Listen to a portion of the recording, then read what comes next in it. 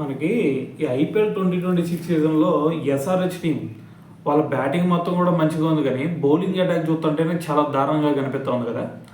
అయితే మరి ఇది వాళ్ళ కెప్టెన్ ప్యాట్ కమిన్స్ ఉన్నట్టయితే కొంచెం ఏదైనా సరే పర్లేదు అనిపించేది. ఎందుకంటే ఒక పక్క నుంచి హర్షల్ పటేల్ ఉండేవాడు, ఇంకో పక్కన వచ్చేసరికి ప్యాట్ కమిన్స్ ఉండేవాడు. మరి దాని తర్వాత జైతో ఉనాథ్ కట్తోనే ఎవరితో ఒకరితో కొంచెం పర్లేదు ముందుకు తీసుకెళ్ళేవారు మ్యాచ్ని.